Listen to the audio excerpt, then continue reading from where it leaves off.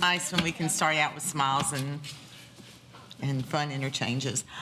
Good evening, everyone. It's October 22nd, 2024. It is 6 p.m., and we're going to call to order this meeting of the Council Committee. We'll begin with the roll call, and Ms. Kittrell will do the honors, please. Vice Mayor Love. Here. Councilman Allison. Present. Councilman Carter. Present. Councilman Fan. Here. Bell, Here. Councilman Hayes. Present. And Councilman Juvance. Mayor, we have a quorum. Thank you. It's always nice when everyone is present. Thank you all. This evening, you have two sets of minutes for consideration for approval. The first is from September 24th. The second is from October 8th. Motion to approve both. Motion by Councilman Hayes to approve both, second by Vice Mayor Love. Asking for any corrections or additions. Seeing none, all in favor of approving both sets of minutes, please say aye. Aye. Opposed, say no. Minutes are approved. We'll move now to public recognition. This is a work session or a committee meeting. We will only have public recognition at the beginning of the meeting. You can speak to anything that is on the agenda, or if there's something that's not on the agenda you'd like to speak to, you may do that as well. You'll have 5 minutes. We need your name and address for the record. And at this time, public recognition is now open. Seeing no one indicating that they wish to speak, we will close public recognition and move on to mayor's comments. The first thing that I would like to do this evening is ask for Mr. Nathan Woodard to join me at the podium along with Mr. Chuck Stewart.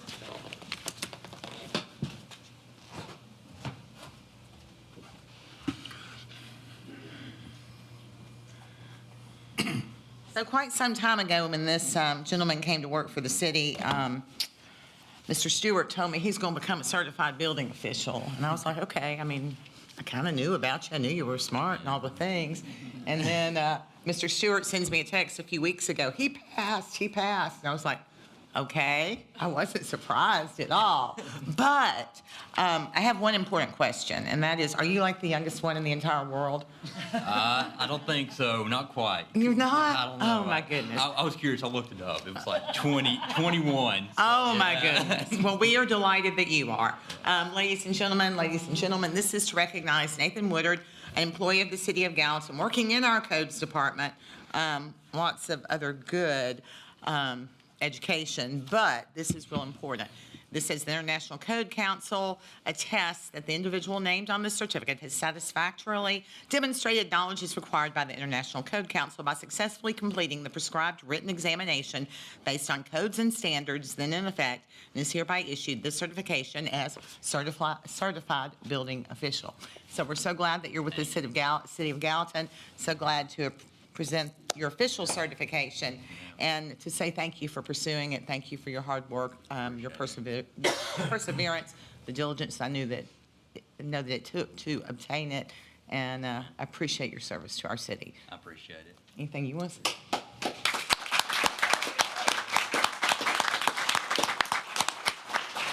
Well, when Nathan come to us, he was an engineering student at Tennessee Tech. He completed his engineering degree.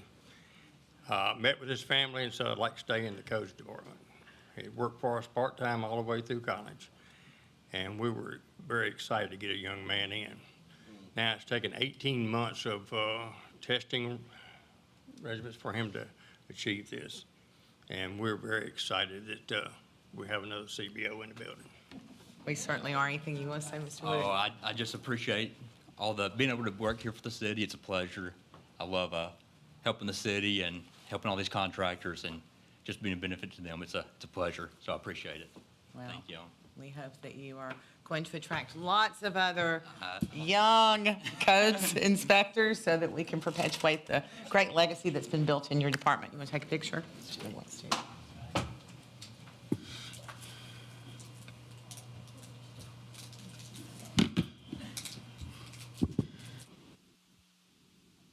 Thank you. Congratulations.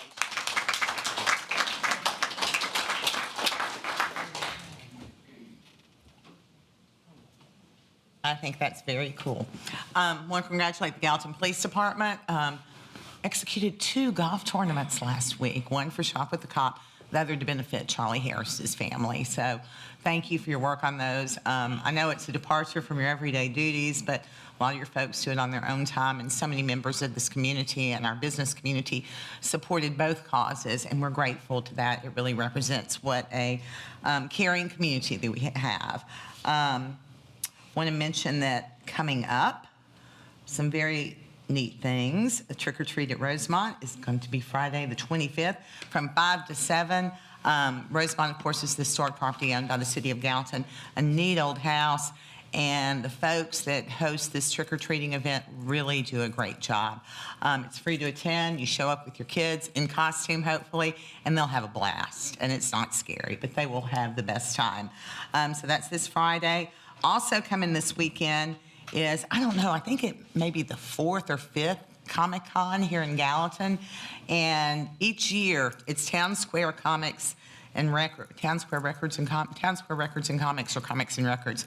Every year they've kind of like taken it up another notch, and attendance has gone up another notch. Last year they had the Dukes of Hazzard reunion. This year, and I expect to see some smiles when I say this, because I know there are some who can appreciate this. It's the 50th anniversary of Happy Days. And I'm not a pop culture person, but I certainly recognize Happy Days as a big part of my childhood. It was just always a happy show. And Fonzie's going to be here, and Ralph and Potsy, and there's going to be some other people and some other special guests. And they're really going to do a big deal. That's happening at the Civic Center this weekend. Don't forget Mickey Dolenz from the Monkees. Okay. Yeah, I don't remember the Monkees as much. But I certainly remember Happy Days. Also coming up this week, actually starting tomorrow, there's a Buffalo Wild Wings kickball tournament. And Mr. Brown is particularly proud of it because it happened to have been held in a neighboring city previously, and they have chosen Gallatin. So it's a pretty big event, apparently. They're using 6 fields. Yeah, 6 fields for a kickball tournament, and sponsored by Buffalo Wild Wings. And then next Monday is the State of the City, and a lot of people have been working really hard on the State of the City, and appreciate those of you who are going to be there to see it presented, because I think we've got a good story to tell, and I'm looking forward to doing it, and I hope I represent the city well in doing that. Finally, on behalf of the City Council and the employees of the City of Gallatin, I want to extend my condolences to Councilman Hayes and his family in the loss of Mary Howard Hayes. She was a force in our community for a lot of years, and her whole family has done a lot of great things. And I know that the family will miss her tremendously, and we're thinking of you, Councilman Hayes. With that, we'll move to the regular agenda. And item 1 is ordinance 02410-57. And this is appropriating money for the construction of the Hunt Club Boulevard traffic signal. To present that is Mr. Tuttle, our city engineer.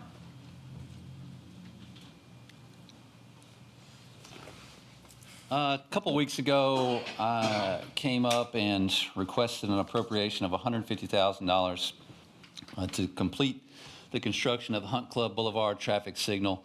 The existing infrastructure out there there is some existing infrastructure with the strain poles and span wires, and we needed $150 to complete it. Councilman Hayes and the rest of the council followed in asking that we look at what it would cost to replace that existing infrastructure with new mast arm infrastructure that would meet all of our current requirements today. And so at the bottom of the blue sheet, we added the update of that number to show you what it would cost to essentially, there really wasn't anything that we could use if we were going to the mast arm construction. And so it ended up being essentially a brand new build at $425,000 to get survey, design, and then finally bid out and construct. So that's what you had asked for. I wanted to present that first, and then there is the other part of this about potentially adding some funding from the development community, but thought I'd pause and for discussion on that portion at least. Nick, how long is it going to be before, say, that we have to put the light in? Because TDOT has warranted it now, correct? That's correct. So yes. if how long will it be before we have to put that light in? I mean, You that's a can little put bit it of a in at loaded any point. question. We are able to put it in at any point in time since it's been warranted, so there's not necessarily a requirement. We had this discussion when we were talking about Greenlee at Harris with Goodview Properties and that development. I mean, you want to put it in a reasonable amount of time, but there really is no What I'm getting at is how many more lots do we have in that area, commercial lots, that would have to pay into this light? So, I'll flip ahead maybe with this. Is this the right thing or this one? It may not be on. Yeah, it is on. It's this one. Oh, I'm sorry. I didn't see that one. Let me make sure. There you go. Cool. Thank you. So I'm gonna flip ahead to a slide that'll show you what we've got. So the blue area is what Parks Harney came in and developed in multifamily. The green area on the very right of the page is what Parks Harney, that's the original developer, came in and developed office retail on the other side of Hunt Club Boulevard. The yellow area came in under another developer in 2014, and there was about, I think that number's 2.81 acres, and then the red area is what's undeveloped. What we had on the agenda last week and work session the week before was 6.77 acres of that 7.77 acres. And I will say that really, they're only, the 6.77, they're really only looking to develop the front less than 4 acres. They have the 6.77, they have another almost 3 acres that they don't have a plan for right now. So back in the day when this was developed, the commercial development right there contributed money for this light. We put a light up, and then all of a sudden we had to pull it back down because of it did not warrant it at that time. What I'm asking, did the lots that come prior, did they have to pay in for the red light? So no one has given money to the city to date on this.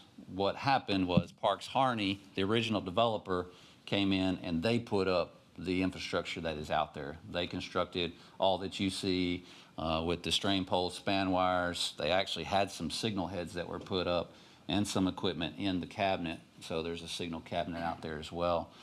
And what we had deemed is that they went in. Well, that's not a good slide. I can skip ahead to say that Parks Harney came in and the value of their contribution is about $222,000 if I start from $350,000 from the original value of that construction. Because if I backtrack to what we have left, 128. So we were saying that they contributed $222,000 by what they constructed, if that makes sense. I was just making sure. That where I'm trying to spell that out with that first bullet point. My thing is the people that have not developed their lot, is it fair for them to have to come in there and pay for this? So I will say the yellow property, we didn't get any kind of contribution from them. We didn't, of course, the signal was not warranted at that point in time. We weren't really sure how we were going to see it put up. This actually, and I've been here 18 years, that signal infrastructure was put in before I started working here. So this has been something where, I mean, maybe the city has dropped the ball a little bit, but it's just been one of those things where it's been so long ago that things happened and we're trying to pick up the pieces, I think is what I'm trying to say. So whether or not it's fair to start charging someone now, I think that's up to you. I think it's probably the yellow folks were lucky and the red folks are doing what's fair. They kind of got in. So that's a conversation we're going to have at a later point. Well, no, I mean, we've been talking about it the last couple meetings, and I think, the developer is prepared of the next piece that's been going through the process. They're prepared to pay some amount.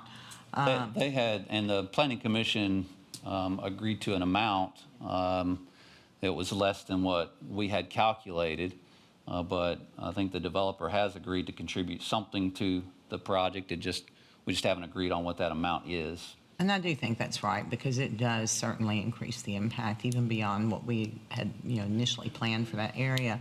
I think the first question that you guys have to answer tonight is, are you absolutely wanting the mast arms? I think for the cost and for that area, I mean, I know you consider an entrance to our community, but it's also a very wide road and people are typically going very fast. And honestly, when I had to ask Nick what's there because I didn't remember. And I don't know what's at Chutes Lane, and I don't know what's at Douglas Bend or Cage's Bend. So I don't think that the aesthetic is worth the $300 and something thousand that is the difference. That's my opinion. Y'all make the decisions. I think it is, because I think eventually, I hope that we will replace the ones that we have down the road in the city. Well, I appreciate that, but I think So, we yes, were I think talking. it is. We were talking capital improvements today, and if we want to keep our taxes low, we're going to have to prioritize. And it's hard to say that, something that looks a little bit better is worth that much more money when we have other things that we can be spending, money on that will make a difference for citizens. How much more did you say it is? for the- 300. So we were asking for 150 to finish using what's there, and then it would be four. Rings. Yes, that's correct. It's just upright posts with a metal wire that spans those posts. And we would paint and- the post black. Right, and that is what's at Chutes Lane, but if you go on down, Cage's Bend, Douglas Bend, Fairview, Greenlee, those are all mast arms. So I was actually kind of going through in my head, and I would guess probably 75–80% are mast arms. And And here's my thing, are Strain pole. what if a developer comes to us and they're doing something, like Greenlee, all right? We didn't pay for that, correct? Correct. Fairview, we didn't pay for that, correct? Correct, I think. What if they come to us and say, okay, well, y'all didn't do that down there, let's don't we'd put say- a mast arm in? And we would make them do it. I mean, that's our prerogative, but And one of the next ones up is going to be Savannah. we're not, I mean, You this got is, Savannah, you got Kennesaw. me- We'll require them to put mast arms in. We will, won't we? Absolutely. Okay, so that goes to my point, we should do it too. we have so many We other should do it needs. too. It's, We should do it too. well, I disagree. I think it's, not a very responsible expenditure when you Well, I'm look not going to at. sit here and say that us as a city is not going to do it, but we're going to make a developer do it. You really think, the developer's gonna want to spend that kind of money on it? On what? On this signal that's going from 150,000 to 400, however many A thousand? developer's going to have to put a 425. mast arm in. Well, I know, I understand that, but this is a 25-year project at this point, and we're doing the best that we can with it without putting a huge burden on taxpayers. Mr. Giovanni, you recognize. Thank you, Mayor. Just a quick question. Do you think this type of signal going to disappear at one point, or it's going to be pushed out for any type of safety reasons, or? No, I think the strain pole span wire will be safe for as long as the mast arms will, really. And I don't like to spend money we don't have to spend, but I see Councilman Hayes' point that what we're going to do if we basically open something, if a developer arrive and say, I don't want to spend the money, I want to put string there, we're going to turn around and say, no, you have to put Yeah. mast, and he come around and say, that was not there, so I'm going to do the same. What are we doing? So we basically, Because we've got, like I said, we've got 2 or 3 coming up that they're going to have to put up, starting there at Savannah, Kennesaw, and on down. But that is the price of them doing development. This is the price of us meeting a need that wasn't covered by development. It's the And price we should have caught probably years back, too. oh, you were the only one here. I know. So, I I mean, wasn't the only one here. this started before You him. said 2014. No, that that's was when the one piece yellow- of it. That is Yeah. exactly One They- piece they of it. came But in. Councilman, I want to ask one more question of Mr. Tuttle, because I do think this could bear into your contemplation. How long do you estimate that fabrication would take if you do want to go with massed arms? I think that the issue is actually going to be the cabinets right now, and that's new. It has been the mast arms that would be the issue, but they're back down to somewhere between 6 to 8 months. The cabinets have taken longer recently, closer to a year. So I think the cabinets are going to be our challenge. Maybe we get lucky, and we're not asking for any special cabinets, so that might help us in being able to get this up in 2025, but it's probably going to be towards the end. Is going to be the best we can do. I'm sorry, Councilman Austin. Since there's no time restriction for this, is it possible, would we be in a better situation as a city in the 25-26 budget to delay this and prepare for that? That's okay. I mean, we're going to deal with complaints, and we've dealt with that for years now. I wanted to bring this up because we do have development that is happening there, and I wanted to make sure that we addressed whatever contribution we felt like was appropriate.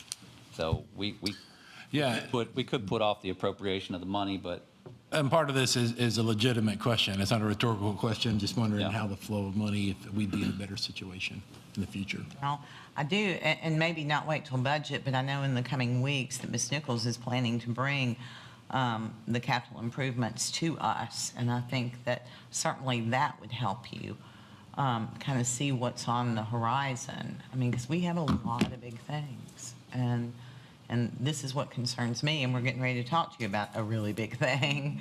So, I understand what Craig is saying, but I also agree with you. I don't notice what's up there. I have no idea, and I've lived paying here attention to the forever. red, yellow, green. Aesthetically, it just looks better. I think so too. Looks 100% better. And I'm not going to sit here and vote for a developer to put one in that we're not going to do. I'm not gonna do it. Councilman Javance? Thank you, Mayor. Nick, you're talking about the cabinet. Is that different if we have the mast or if we have it's the same thing? So same thing. I Right. kind of, Now, the only difference is with the mast arms, we are going to have to get some survey and design done. So that is going to take us 3 to 6 months, depending upon what consultant we use. So that's the only time savings that we're talking but about. if we need a year to get a cabinet and if it's the same, we could, It is possible for us to get that order started. get Yeah. that order started and go, like you were saying, see if we can put it on the budget next year and plan. I think that comes back to his question. What, if we voted to do that, would we have to pay anything up front, or could we, because it's not going to be in for, like you said, 6 to 8 months? Or when would we make a payment? So I'm gonna need some money for design, survey and design, if we go with the mast arm. I could pull it out of an existing line that we have, but I would like for it to be refunded if we did it that way. Yeah. If you wanted to turn us loose on design, survey. I do have money available, but I will need it later. Guess on the cost for that? I didn't. Just a guess. Not going. I think that we're talking about 50 to 60, 70, maybe something like that. I think we were 50 to 60, maybe 70, but About half of the cost of the wire solution. Yeah. And the cabinet?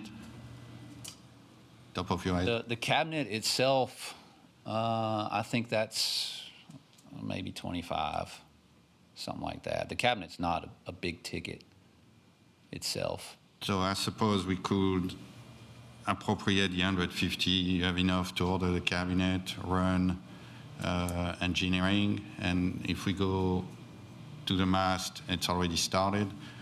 And if we go to the cables, you already got your money. We've wasted it. Hmm? We've wasted it. A lot of money to waste. I really wish that y'all would at least wait until you can see what else in the capital improvements. Motion, can I do a motion to defer to the next work session and give Mr. Tuttle time to Motion and a second to defer to the next work session. I'm not sure we're going to have that by then anyway, but maybe. That Rachel's plan is to present, at least present it at the next work session. Let's do 2. Huh? Let's do 1 month, so we have time to get Rachel to bring us, and we talk about at the next session. Or are you asking me to include the new mast arm signal in the CIP? Is that what you're asking? I think they just know that's out there, and then you see that in comparison to what's on the Well- CIP, then you, I mean, I don't think you need to. I mean, they know. I mean, Okay. we're going to have that. The intent of my motion was to give you time to propose like a design cost, if that's what you said, like, I don't need time. What I was saying was I can spend the money now if it would be part of that 425. If you don't want to appropriate any money for it right now, I've got some money that I can spend from another account that is it's a various intersections account that we've got some other things prioritized, but I know I'm not going to be spending all of it right now. So I can spend that money now and then come back to you and ask for the 425 whenever you feel like you can fund it, is what I'm saying. Don't, Nick, I'm not, I think it's wise to look at everything that's out there before y'all make this decision. This is what I believe. You've made a motion to defer. You've made a second. That's where we are currently. If y'all want to back it up, you can. one question. What about the dermatology shop? Did they contribute? is that what is at the front corner of Parks Harney? Yes. They didn't. I considered it to be part of the original Parks Harney office retail development with the way they designed that and built that out. It was part of it. And now that was just a couple of years ago. It was right before we got the warrant study back when they came in.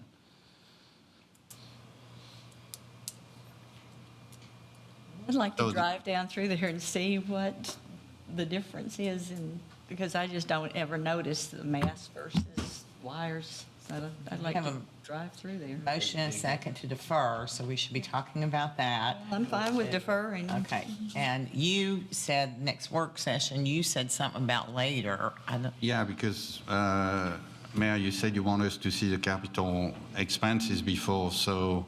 did I think, Ms. Nichols, is that next work session or is that on down the road? It's next work session. Okay, so I'm good with that.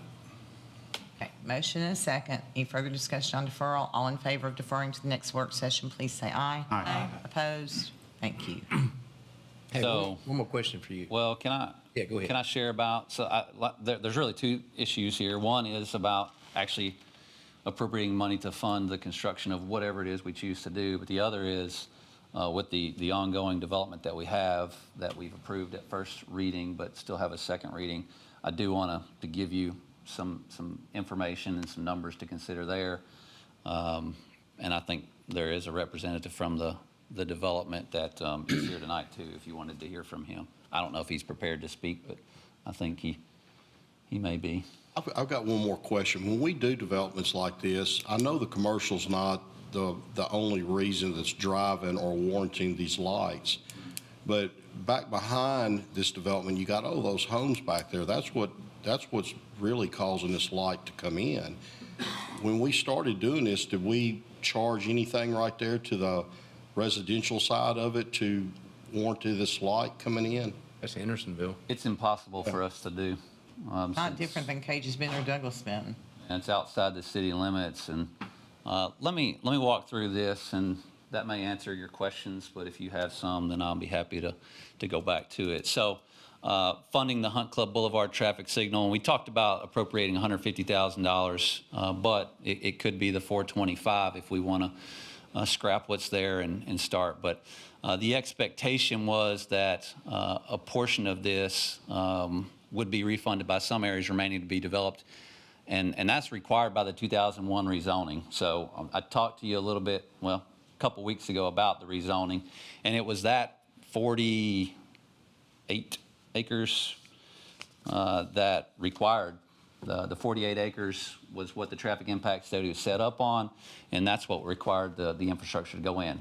That's not to say that other people are not driving through that intersection and going to benefit from this installation.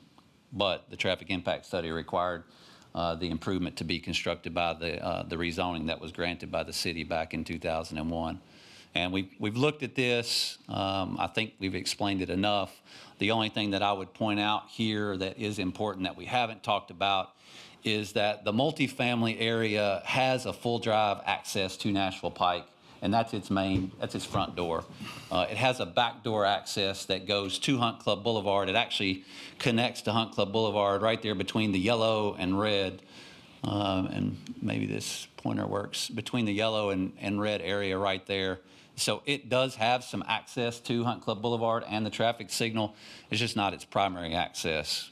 And that's important to the way that we looked at how we would develop how the proportional share would look. And I know there's a lot of text on the screen, but let me try to run through it fairly quickly. So 2001, 48.82 acres rezoning was required to install the traffic signal when warrants were met. We are estimating that a strain pole span wire traffic signal installation would have cost approximately $350,000, and that's an important number for us to consider because that's what they began to put up and what we were looking at finishing. It's recommended that we split this cost proportionally using acreage. Now, there are other methods to do a proportional share, and that the other primary method would be like the number of trips that are generated from the use.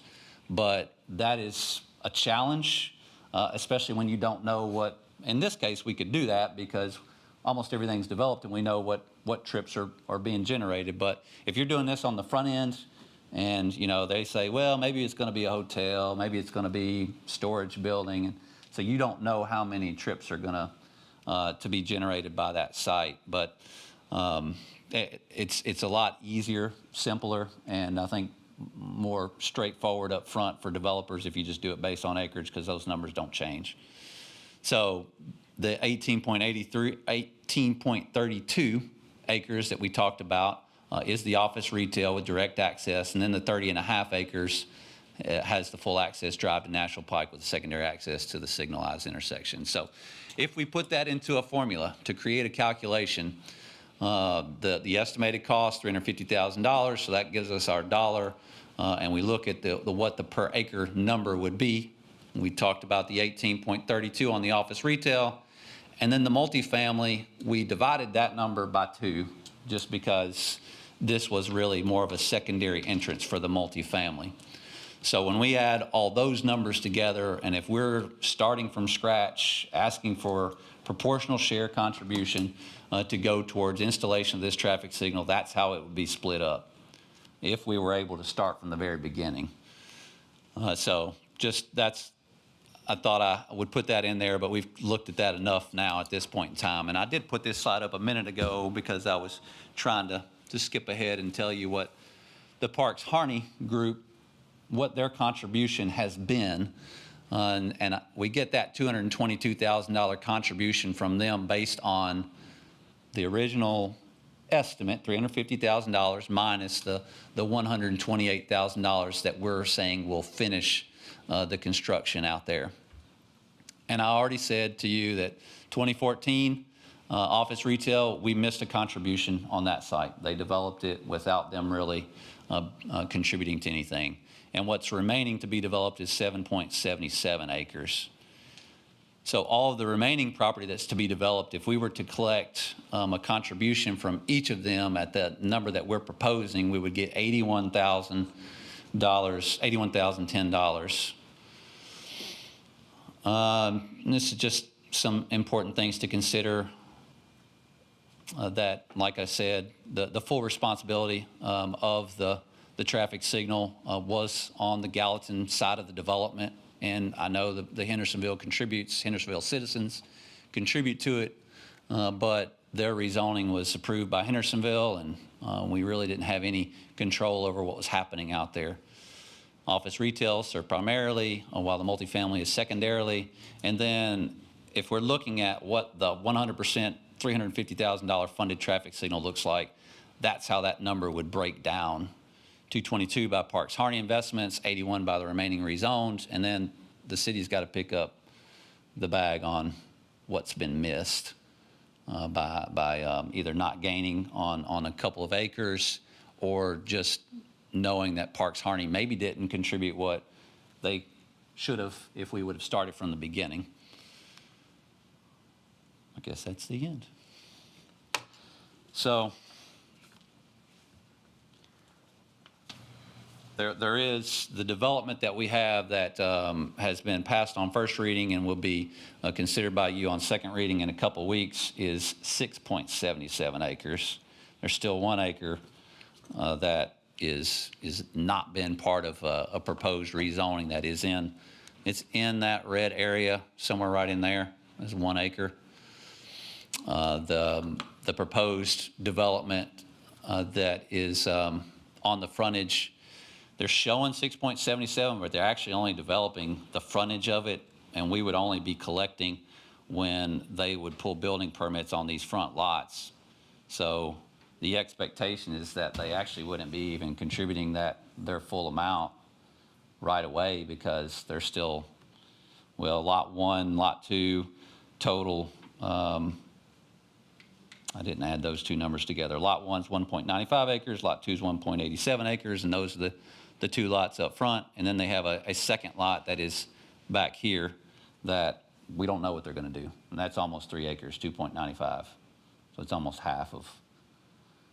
So if I break down the numbers to get to what they would contribute on the lots that they're getting approved right now, it'd be $39,827. And we still have 3.95 acres that we don't know what's happening on yet, and that we would expect some sort of a contribution to go towards installation of the signal. So if I'm hearing you correctly, and that was a very thorough presentation, but the best case scenario from the developer on the property shaded in red for this budget year is 39,000? Yes, for what's being approved right now, that they would. Now, the way that their approval is, their drawings are shown, they include 6.77, but there's no way for us to collect on anything on the back part of that development because they don't have anything they're building. So it'd be 15-ish, 16-ish, something like that. That would be, well, it's 2.95 acres is what's left. So it'd be 20, 21, 22, somewhere in there. Well, it's 30 because it's almost 3 acres. So three acres times the 10,400. But 39,872 for this budget year is the best case scenario for the city? True. Okay. If they move forward immediately with their project, correct, that we would get replenished. Their calculation that they had proposed was $3,000 and something an acre, where ours is 10,000. You know what the total was, Nick, they proposed? They made a proposal that totaled, so if I look at the total on all 3 lots, which adds in lot 1, lot 2, lot 3, ours would total 70,500, but they don't have anything shown on that back 3rd lot. If they based their calculation on all 3 lots, so that's why I'm telling you that. And their calculation yielded 24,000 and some change. So we're at 70,000 for what we're proposing, the 10,000 an acre, and they're at 24,000 at, I think it was 3,000 and something an acre.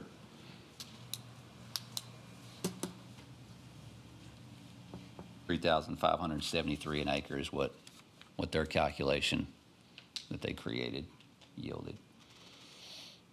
I think they calculated theirs based on the difference between, basically took the remaining cost and divided it out per acre that was That's right. undeveloped. The way they But of course, calculated if you it. guys are going to go the direction of the mast arms, Yeah. if we calculated it that way for that, then it would like quadruple for them, more than that.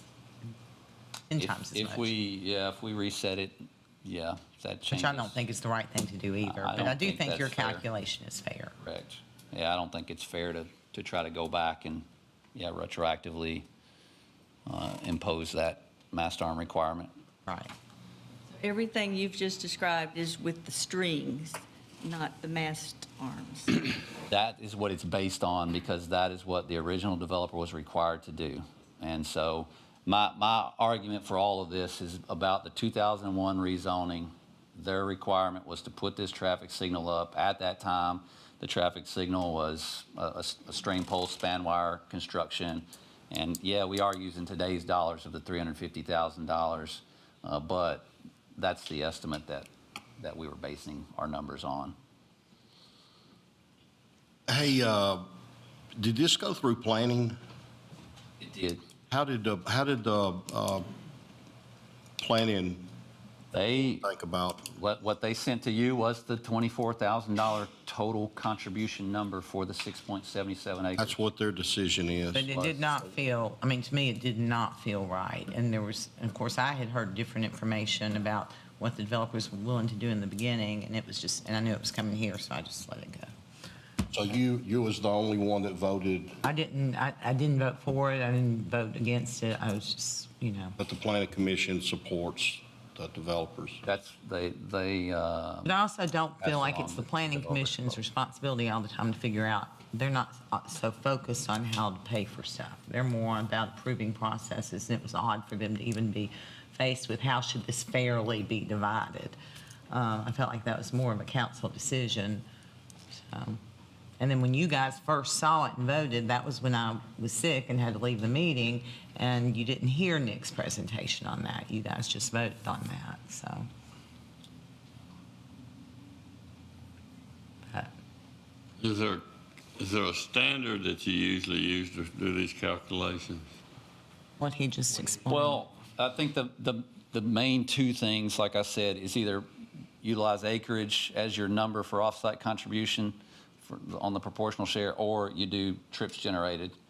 And again, we've been more successful. Well, we've done it both ways. The Big Station Camp Boulevard Transportation Improvement District, it's super complicated. We're using the PM peak trips that are generated to contribute. All the other situations, we've used acreage. So it's a little more straightforward, I think easier to understand when you're just dealing with acreage. The PM peak trips, you've got to have an engineer or you're not going to get the numbers anywhere close. You've got to have a big study on the front end, and then you've got to have somebody calculate it as you go throughout. Yep. And Traffic it's study always changing associated with each because thing. we may approve multiple uses in the beginning with the rezoning, but we don't know, and the developer usually doesn't know what they're going to end up putting on that piece of property. And the trips can be very different. The trip You really generation. couldn't have a standard. That's why it's so much, more straightforward to use acreage. And then it's up to the developer on, if they, they feel like this use is profitable to them. It doesn't really matter what the trip generation is.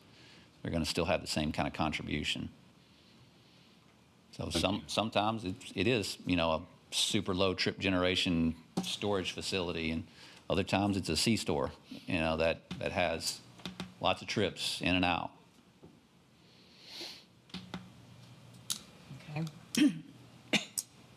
So, I'm not really asking for any Right. action for this Right. tonight. I think it's just information for you to consider Appreciate when it. this comes back up at second reading on whether or not you feel like the number that Planning Commission recommended to you is appropriate, or if we would want to change that to something else and make it a different requirement. I think at second reading, you'll need to Be happy to. repeat this To in repeat an whatever. abbreviated form, So just as a reminder. 2 weeks this is coming back up, right? 1 week. 2 weeks. It's 2 weeks. Oh, yeah, You got a 'cause- fifth Tuesday next That's week. right. Okay.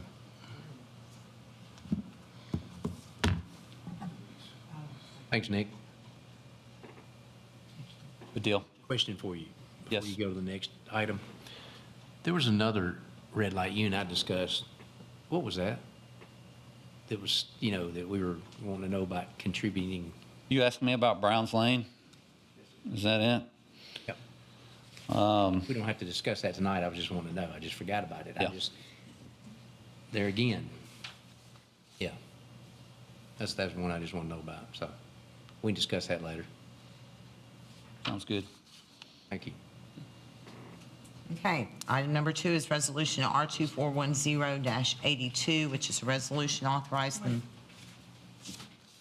Did we voted on the deferral? yes, defer it for 2 weeks to work session. Item 2 is resolution R2410-82, and it is a resolution authorizing the mayor to negotiate the purchase of property adjacent to Triple Creek Park. Motion.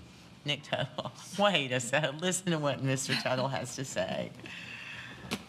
I included in your packet the appraisal report for the trout investment property that is adjacent to Triple Creek Park. It's bounded essentially by Triple Creek Park, Highway 31E, and on the west side, the cemetery, I'm forgetting the name of it, Memorial Gardens, I think, or can't remember. Sumner Memorial Gardens. Sumner Memorial, thank you.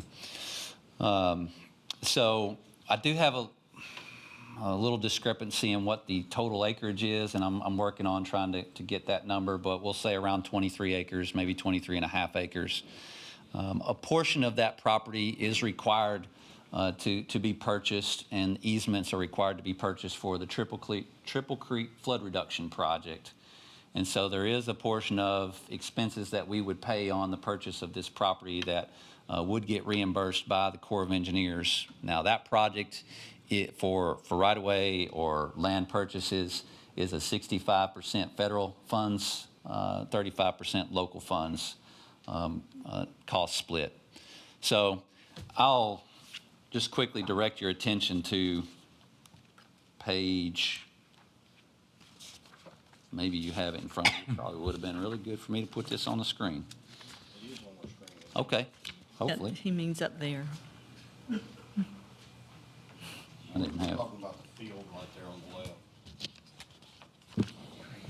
the left. Sheet 25 or page 25 of 28 is really the important page. On that page, you see the appraiser's value of the property.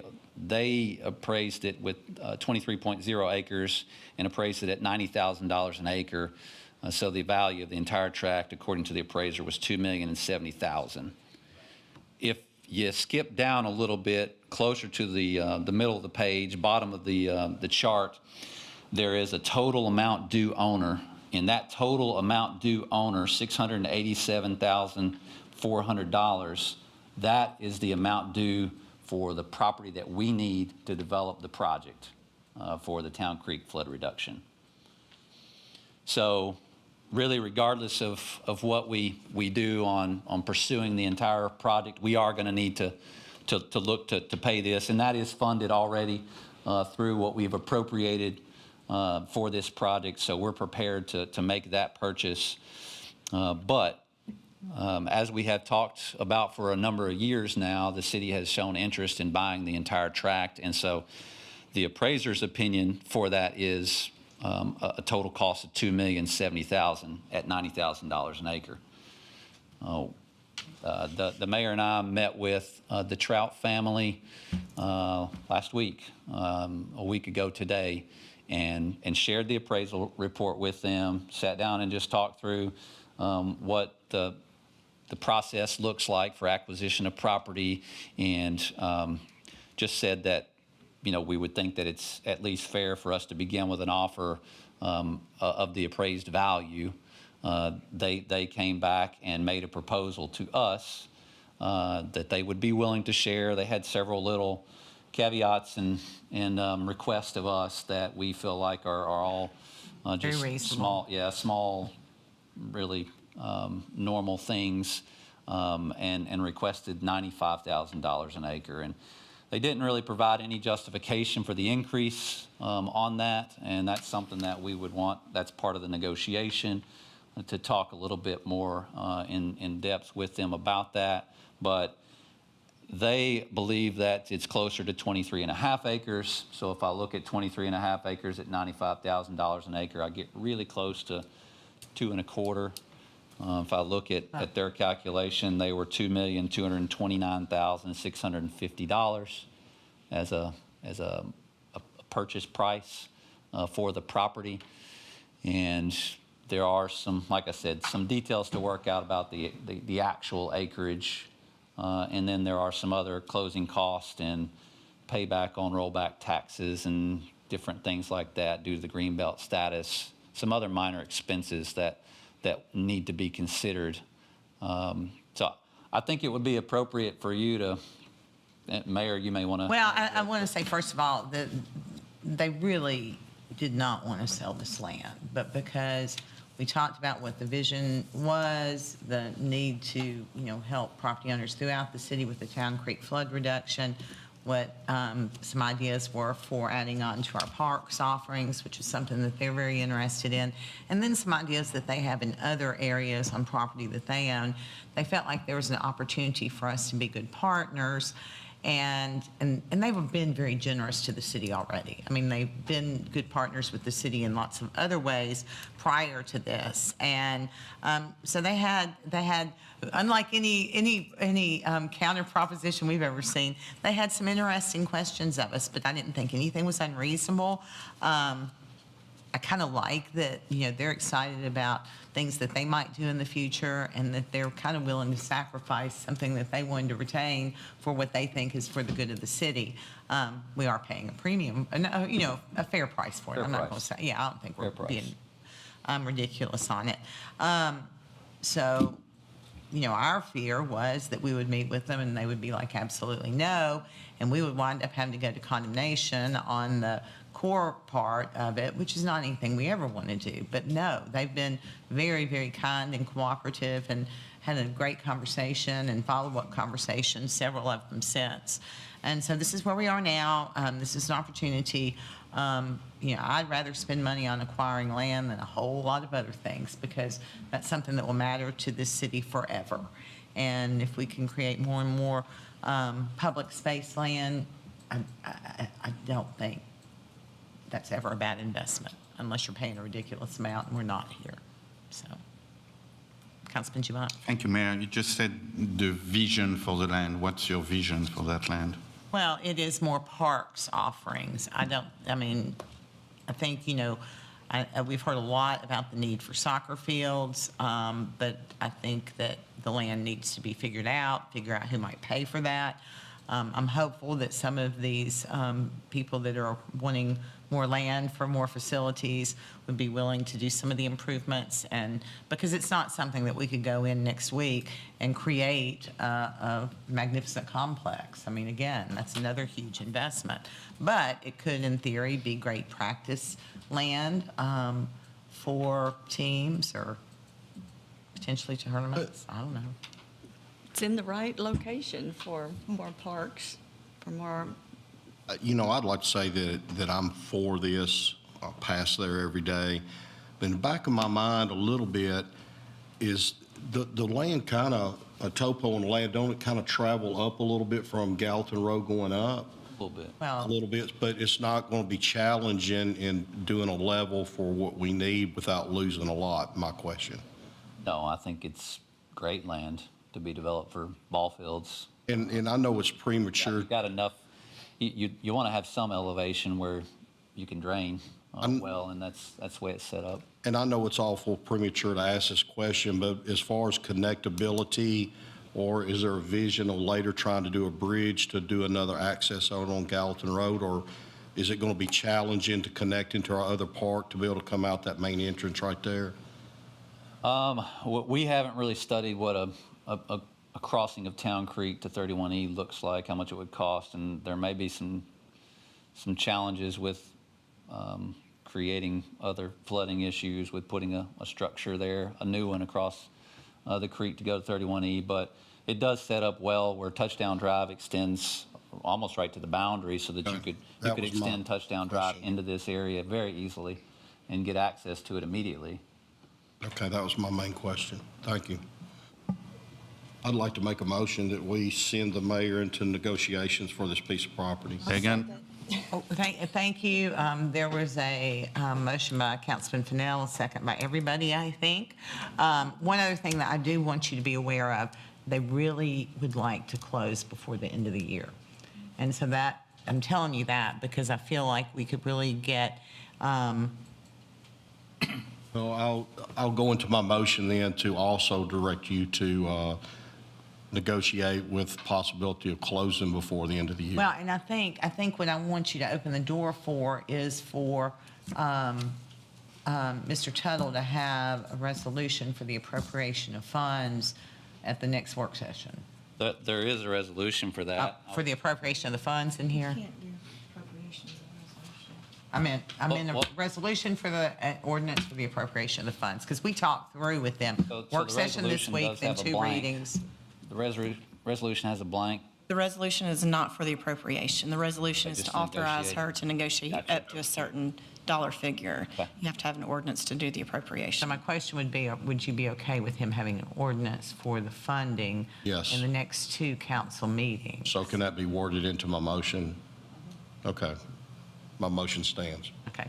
Motion by Councilman Fennell to move forward with the negotiation by the mayor with the family and to bring forth an ordinance to the next council meeting for, to begin the process of appropriating funds from city general reserve funds. I second that. Second? Before it's voted on, there is a Need to blank. put Does the an blank amount, need to be yeah. filled in? You need to put an amount on that. Can I make a suggestion, instead of putting, since I don't know what the acreage is, and then there's some rollback taxes and things of that nature in there. Say up that- to 24 acres? Could it be written in a way that it's Not more than 24 95,000 per acres, not- acre? That, and Not then the- more than 24 then acres, the not more the than closing costs and other 95,000 things acre. Are really incidental items. I make that motion. I'm kind of, and I'm hitting Susan a little bit off the cuff here. That's how we had discussed that we would write the amount so that we could keep it rolling. So we got the motion and the second. Wait, I want her to try and answer this for him, and then Mr. Javance is waiting to be recognized too. Rachel was saying to appropriate the money, we would need a specific dollar amount. We do, I mean, we But could. not do- for we could this do- resolution to authorize her to negotiate. You can put up to a dollar figure. And we would just appropriate that The amount, ordinance has to have, for the appropriation, would have to have a specific dollar figure. but we just put enough in there to cover it. And then we don't spend what we don't Maybe we'll spend. have that resolved. Yeah, we're following up with them, asking them for some. Yeah, I up to- think you need a specific dollar figure before you vote on the ordinance. Up to 97,000 per acre. You say 95 something? so 95, but we're talking the incidental costs, Yeah, and so yeah. we've asked them, 97 per acre. well, With the total acquisition price not to exceed up to $95,000 per acre and incidental cost. How's that? Just what I would say. That sounds great to me. I make a motion. wait. So the blank would be $95,000 per acre and incidental cost. An applicable incidental cost.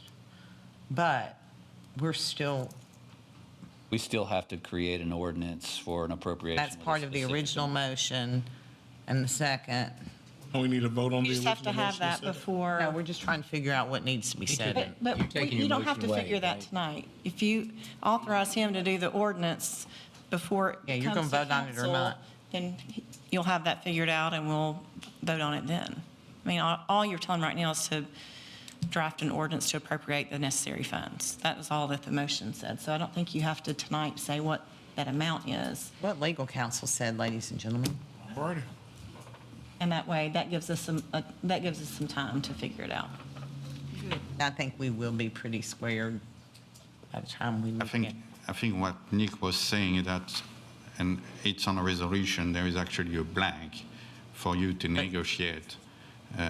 So I think- That number will be there before you vote on it.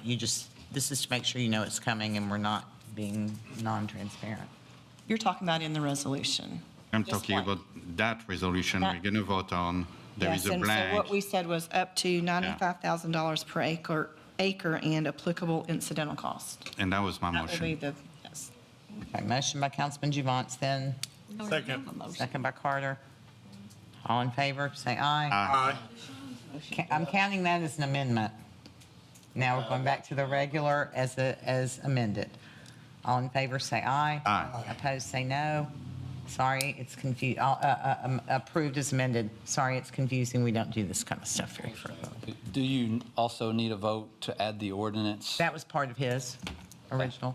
So in 2 weeks, at the council meeting in November, we'll have a resolution and an ordinance. Yes, sir.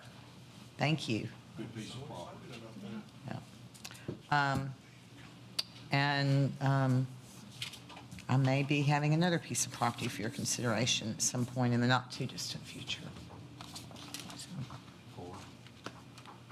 Land. We spent $2 million on land a few years back. We need to use some of that. We're not ever going to lose the land, Okay, all right. you know? I mean, item 3, ordinance 02410-65. This one is not going to be as long as Mr. Tuggles. May take him longer to get to the podium. This is an ordinance appropriating $12,686.41 from the donations that we got from the Miracle Park over to the expenditure budget. Motion to move it on. Second. Motion and a second. What do you, When people donate money, it has to go into the revenue, and then it comes from the revenue over to the expenditure. so it says supplies on this. Is it supplies or improvements? It's the supplies and improvements and some like benches that the Rotary Club had donated their money for. So, and it is supplies too. Like what kind of supplies? Shirts for the league, the team members and buddies, stuff like that. Anything that has to do with that ball league. Questions, folks? Okay, it's ordinance 02410-65. All in favor of moving forward, please say aye. Aye. Opposed, say no. Moves forward unanimously. That concludes the regular agenda. It brings us to other business. I did fail to go over upcoming events, and I do want to do that because there's some really great things that I think people will appreciate knowing about. I'll start with, and this is just for the council's information, and department heads, of course, but the wellness the benefits and wellness fairs at the Civic Center Gym, 10 a.m. to 3 p.m. tomorrow. Open enrollment is starting now, and so we're getting all the employees to enroll online, but they can go to this and get help there if they want it. There's a fall festival at Reliant Realty from 5 to 7 on Thursday. There's also a Rainbow Early Intervention Trunk or Treat that evening from 5 to 7. There's a benefit for the Cystic Fibrosis Foundation at Epic Event Center from 6 to 9. It's called Harmony for Hope. This is important information for the public. Foxland Harbor Public Meeting, you know about the marina that they're proposing at Douglas Bend. There's a public meeting about that. It's at Volunteer State Community College in Caudill Auditorium. It is this Thursday night from 5:30 to 7:30. Any interested party can attend. Coming up on Friday morning, it's Good Morning Gallatin. Sumner County Sheriff Eric Craddock will be speaking. It's over at the station at 7:30. There is a ribbon cutting and a dedication that afternoon for the new county courthouse. That's at 2 p.m. Trick-or-treating at Rosebud, I mentioned earlier, but that's from 5 till 7 that night. This Saturday is the Battle of the Badges competition happening at Liberty Creek. That's always fun to watch. Halloween Harvest Day at the Gallatin Farmers Market. There's a fall festival at the Gallatin Church of God of Prophecy, which is located on Broadway. That's from 2 until 6. I've been to that before. They do a really nice job. The car cruise in at the Civic Center happens. You know, they're going to be winding down for the season, so it's your last chance, or not your last, but one of your last. The Sumner County NAACP or NAACP Freedom Fund Banquet is happening at First Baptist Church located on Winchester. That's from 5 until 8 p.m. And also that evening is the second annual Boo Bash benefiting the Gallatin Daycare. That's out at Sycamore Springs. All of these events I mentioned, I'm sure they would love to have you call the entity hosting it, and I bet they would love to have you attend. And then finally, I'll mention on the 31st, which is Halloween, there is trick-or-treating on the squares from 10 a.m. until 2 p.m. And then coming up the following Saturday, the Lock 4 Journey for Sight Mountain Bike Challenge. Did you have a trick-or-treating thing you wanted to mention? Yes, I have two things to mention. Gallatin Center for Rehabilitation and Healing will be hosting a trunk or treat event on Saturday, October 26th from 11 to 1 p.m. They'll have face painting, street corn, inflatables, a costume contest, and much more. And then I'm going to be partnering with my church, First Baptist East Winchester, to host Trunk or Treat 2024 on Thursday, October 31st from 6 to 9. So looking forward to seeing all you guys' smiling faces there. And trick-or-treat on the square during the day and at your church during the night. That's right. Mayor, you didn't mention the mayor's State of the City address. I did that at the beginning. You did that at the beginning. I apologize. Could you tell me, where is it going to be held at? It's going to be at Northfield Church. Okay. I think Angela has reached out to y'all to see who wants to attend. I think most of you have said that you will attend, so thank you for that. Oh, also, I just want everybody to look at those numbers for the census. In District 5, we're up drastically. At District 5, you still got a way to go. We did cross over our halfway point, and Ms. Perez is very optimistic. She feels like we are ahead of schedule. So good work, City of Gallatin. You know, taking the census means more money for the city and not a penny out of anybody's pocket. So all we're asking is for your name and your address. And don't forget to count the kiddos. Mayor, for the November 4th meeting, which is election night, how many council members will you need here for a quorum? That's something that I just. 4. 4, okay.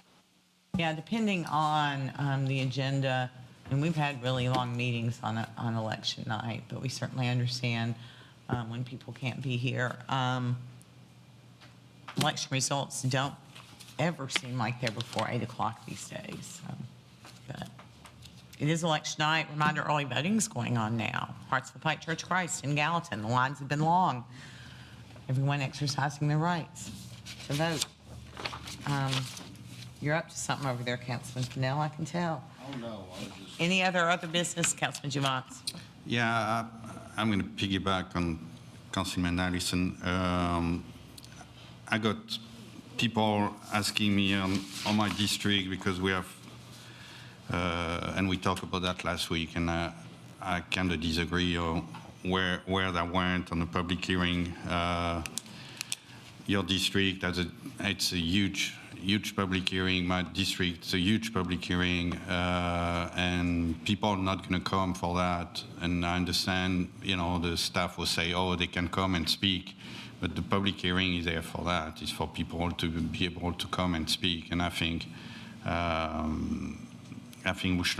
we should not have public hearing during election night. I think that's not fair. I don't think we should have a council during election night either, but public hearing on two important development, I think. Well, it's not like voting is just the time of the meeting. In fact, it's only for an hour. It's the last hour of voting over a several-week period. It's a presidential election. People are not going to come talk. They're going to go home and see what's happening because just look at the numbers right now on early They're voting. lower than 20 and 16. I know. That's what I mean. So even people were thinking about, and that's what I got told, people were thinking about coming and talk during public hearing, won't come because they're more interested on what's going to happen for the next 4 years than a public hearing. So. I believe our only option is, because it's advertised, is for us to have the public hearing. If you want to have another public hearing at a later date, you're certainly welcome to advocate for that. It has been my experience over many years of doing this, people, when they're vehemently opposed to a project, which are typically the ones who speak, they speak at the work session, the first reading, the public hearing, and the second reading. So I don't think we're going to miss any input. But, if you feel like it's not fair to those residents, I don't mind us doing another public hearing, but I think we have to adhere to a public hearing that's already been advertised. I will go with you to if we can reschedule a second public hearing. I don't understand. Like you just said, if we can. What would your recommendation be to accomplish that? Well, that is not my decision to determine if there should be a second. That's a policy decision of this body. So if this body wants to consider having a second public hearing, you may do so, and at that point, I would ask what we need to do to advertise it. So what's the will of this body? I think it's fair for the candidates and fair for the people to be able to, because I suppose you asked for that, for the quorum, because you're probably gonna, So I would like to make a motion that we need a motion for that, or we just, No, you need a motion. I would like to make a motion that we schedule a second public hearing on the Twin Ponds subdivision and You're going to have to start over. Twin Ponds. Twin Ponds subdivision Okay. and the Kirkpatrick Farm, who's on Councilman Allison District. Are they fine? Would you be fine with it being on the second reading night?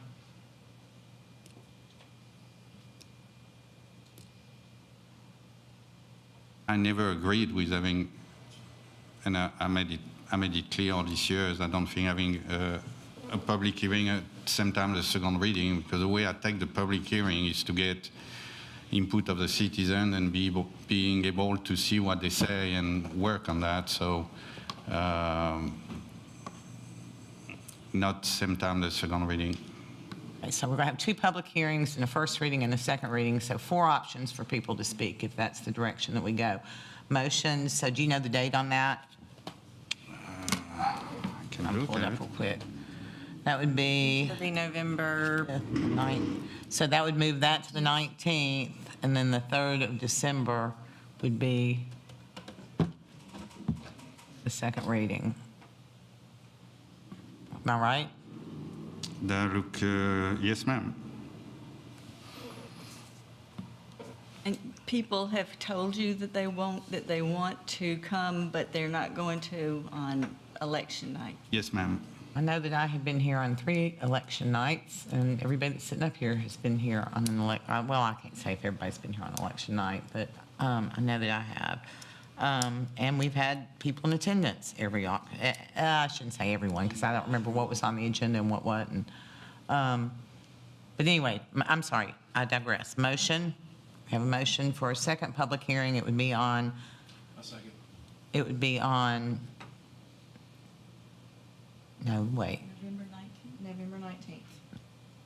Okay, November 19th, moving the second reading then to the 3rd of December. Motion and a second. Any questions? Yeah, well, I'll just make a comment that I'm open to hear from other council members, and I may vote no. My intent was, and I'm leaning on the history and now finding out the history of the city and that it's gone well, and I recognize that. I just want to encourage people to be able to have access to the polls, especially with the high voter turnout. But also, even though I second this motion, I'm open to to other comments here. I mean, my opinion is if it makes people feel better about it, fine, but I don't feel like we are cutting anybody's access to sharing their concerns off. But, I'll say I agree with you guys about possibly giving people a chance, but I mean, we all know that the polls are open all day long, and personally, I think although I've been voting a lot shorter of a time than most of you guys in here or everybody, I've never had to stand in the line. It's always been 5 minutes in and out.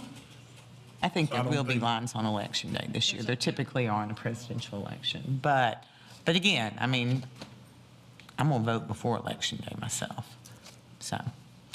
So anyway, we have motion and a second. Anyone else with a comment? All in favor of scheduling the second public hearing, please say aye. Aye. Opposed? So we will schedule the second public hearing. Mr. Rose, I know that there's a pretty large cost associated with that. And I guess we as a city will have to pay that versus the developer.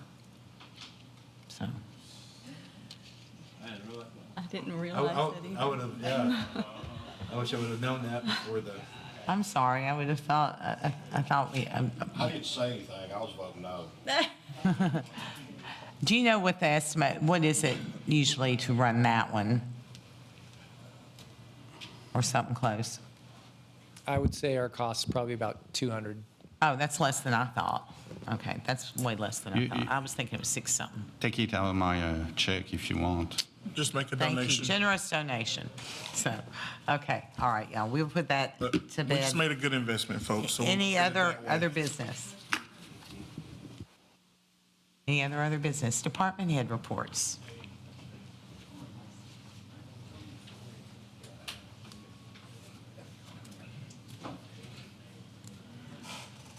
Monthly financial reports for June, July, and August are included in your packet. And then before the meeting tonight, I handed out the latest numbers on our sales tax collections.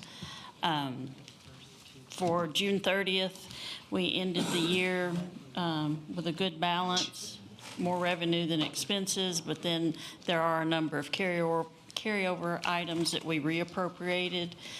Even taking those into consideration, we ended the year with a gain, not a loss. So if you have any questions, I'll be glad to talk or answer them. Otherwise, there's reports. Anyone, Ms. Nichols? Thank you. Okay, building department.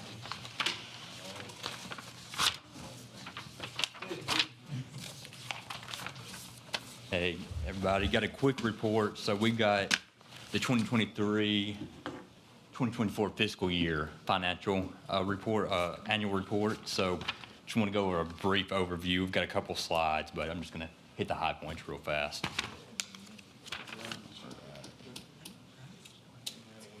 All right, guys. So first, we've got the revenue we wanted to go over. So it was a pretty big year. And first, I apologize for getting this to you a little late. We had some personnel change, so we're definitely a few months behind on this. But revenue was, we had $4.4 million was the revenue there. So that was all given to the general fund.